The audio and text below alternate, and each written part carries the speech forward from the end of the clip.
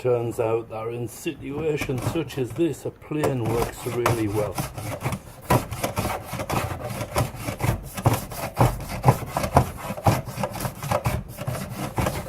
I'm taking this end down. It's a bit of a high spot. There we go, it's coming on. Then I'll put a stop at the back here so we can get it.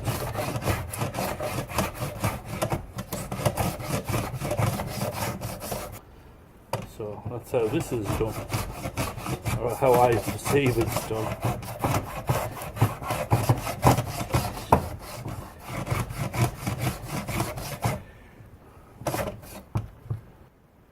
And here it is now.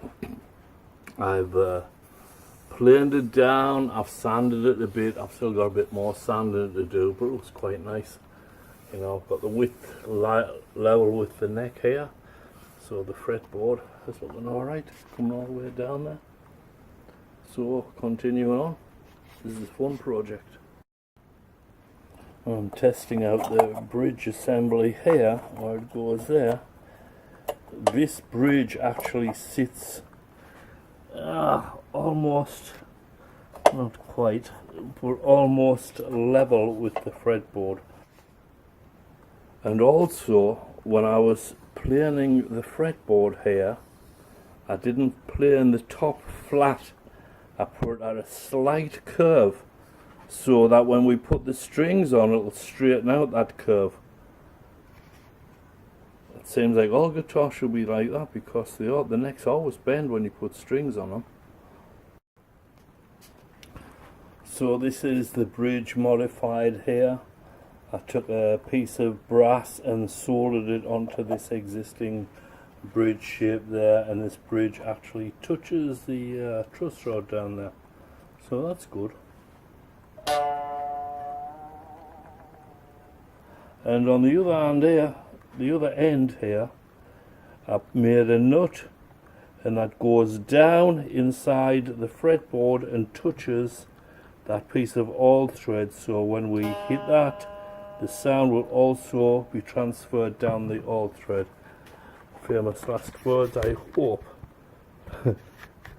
So the next thing is, you look at this and you go, well, very nice, but where's the frets? Well, you got to put frets on. And how to find out where your frets are? Well, your first one, you find your 12th fret. Now when you hit that, now if you put your finger on, just gently, can you hear that ringing there?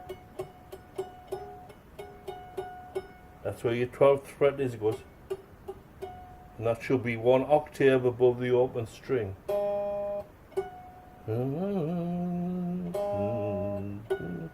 So that's where the 12th fret will be. So once I've got the fret in, and guess what? I used a fret saw. That worked good.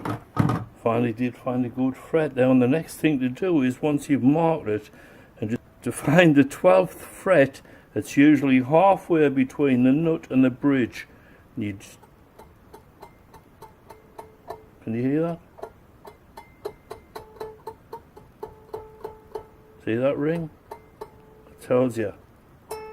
There I say, then to double check, what I did was put the old what's that, the guitar tuner. Sorry about that. Okay, now what I did was I tuned that string up to A,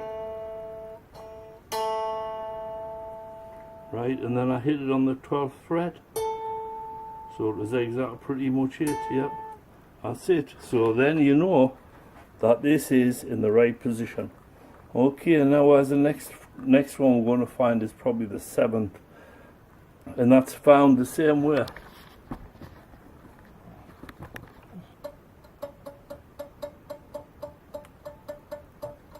That might be D. Yep, that's D, and that's where it is, right there. And once you figure out where it's at, you just mark it, or round about where it's at. So I'll do that once more time.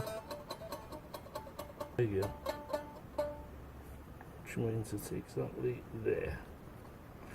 Right, and then what I'll do is put my little square, put the square here, and just come and mark a line. Scribe a line, then take your fret saw, saw that in, so then there's 2 frets, and just keep doing that. So once I get the fret marked out where it's going to be on the board, I'll take my fret saw and saw a groove in it, and then once you cut your fret to length, I just use a pair of side cutters here. It's always good to file the ends there so you don't cut your fingers when you're trying to go up and down the fretboard. And then once you get it cut to length, what I'm doing here is there's a slight curve to the neck, so I'm just turn that. This fret material, I don't know what it is, but it's quite soft. So anyhow, so once you get that, you just tap that in like that, and that's in, and that's it. All the frets are on up till the 12th fret. I made this nut, as you saw, and so I'm only going to go as far as the 12th fret at the moment. I've run out of fret wire, but I did make a tail piece here, just out of a piece of metal that was lying around. Drew a picture on it, and that wood is going to mount here, so we'll see how that looks. This was white pine, and I thought, okay, I need to put a cover on it, so I thought, oh, use some shoe polish. Well, that didn't work out too well, but I eventually got it to look somewhat even. Looks kind of rustic. But then when I want to do the headstock, I ran out of shoe polish, well, that type, and I used this, I thought, oh, I'll use Cordovan by Kiwi. Well, I was using the blowtorch just to melt it in, but this stuff just went black. So I don't know whether it's real shoe polish, or I'm sure it probably is, like. But anyhow, I just took this other stuff. What's this called?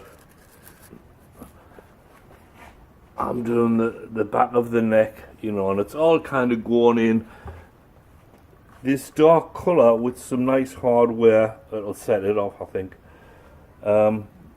Probably use some, maybe put some fret markers in.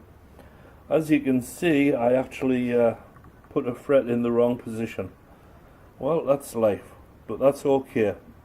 It's just a mark, not a big deal. Okay, so I've got the strings on finally, and I'm going to let it sit and set, the strings set in a bit, then we'll give it a try.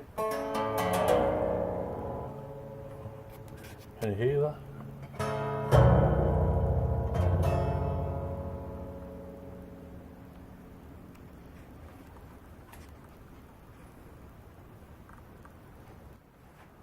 Now the sides are going on. I used some wood glue and some tacks. What were they from? I don't know. Upholstery tacks, that's it. Just temporarily till the glue dries, and then we'll come up with some other solution. So once that gets on, then I can put the back on. I've got this stuck on to the top of the guitar. This is already glued on from yesterday. So now I'm going to put this stuff, I think, is it called curving? I'm not sure. So I've got some beading.